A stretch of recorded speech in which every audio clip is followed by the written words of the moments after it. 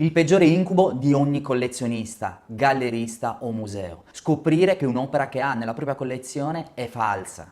Lui è Wolfgang Beltracchi, uno dei più grandi falsari della storia del mondo dell'arte.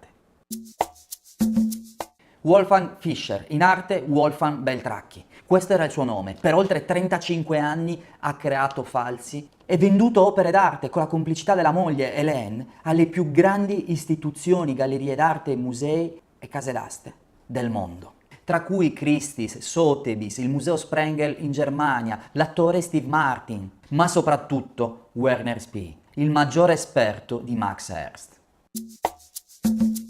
Nel corso della sua vita, o della sua carriera, se così possiamo definirla, ha realizzato oltre 300 dipinti, falsificando oltre 50 grandi maestri della storia dell'arte.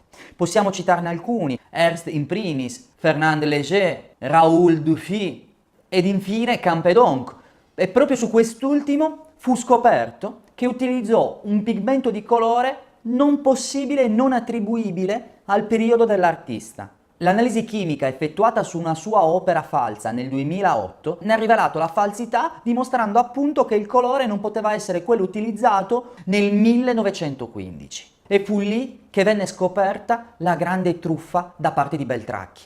Vennero ricondotte a lui altre 14 opere che Beltracchi vendette per l'incredibile cifra di 45 milioni di dollari, circa 29 milioni di sterline di quel periodo. A fronte di questa scoperta, nel 2011 Beltracchi venne condannato a 6 anni e la moglie a 4, pur nonostante lui si dichiarasse in qualche modo innocente, dichiarando di non aver mai copiato un dipinto, ma bensì di averlo riprodotto fedelmente, riproducendone tecnica, formati e misure.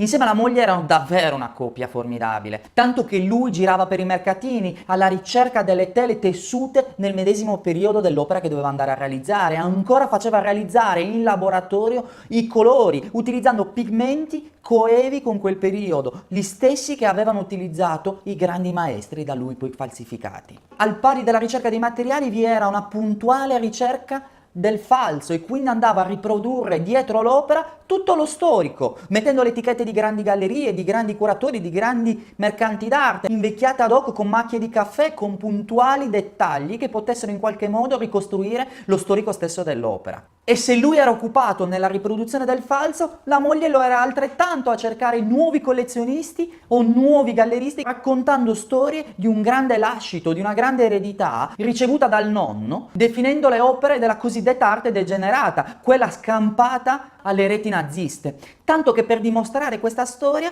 mostrava in sede di vendita le foto della nonna con appeso il quadro dietro dell'opera proposta, ovviamente anch'esse false. La curiosità più grande è che la protagonista di quelle foto, quindi la nonna, era Hélène stessa, che si prestava vestendosi con abiti nel tempo nel salotto di casa loro, utilizzando macchine fotografiche e pellicole di quel tempo e invecchiando la regola d'arte in fase di stampa, ingiallendole e usando pellicole scadute al fine di deteriorarne l'effetto finale. Ma tutto finì nel 2010, quando venne scoperta la grande macchina organizzata dai due. Le opere erano ormai in grandissimi musei, vendute da grandissime gallerie, acquisite da grandi collezionisti, tanto che uno di questi, dopo aver constatato che l'opera acquistata di Ernst era un falso di Beltracchi, pagata per giunta circa 7 milioni di dollari, dopo l'analisi e la perizia che dimostrava il fatto che fosse falsa, decise comunque di volerla indietro di nuovo, dichiarando che fosse una delle opere più belle mai avute nella sua collezione. Beltracchi era comunque un artista, anche se in questo caso prestato al lato sbagliato del mondo dell'arte, quello dei falsi. Nel 2015, finita e scontato la sua pena, tornò libero. Oggi firma le sue opere Beltracchi, dichiara di venderle tra cifre tra i 200 e i 300 mila dollari ciascuna. C'è chi l'ha considerato un truffatore, un male per il mondo dell'arte, chi invece un genio, chi un artista, chi un visionario. Tuttavia, lui ha semplicemente e candidamente affermato: la professione di falsario dell'arte implica l'essere storico dell'arte, restauratore, così come pittore, e avere le conoscenze scientifiche. Ma una delle note dichiarazioni più incredibili lasciate da Beltracchi recentemente fu proprio questa: io vendevo solo a grandi mercanti e case d'asta. Ed erano solo una decina, non vendevo a singole persone. Noi abbiamo informato i nostri compratori e loro potevano informare i loro clienti.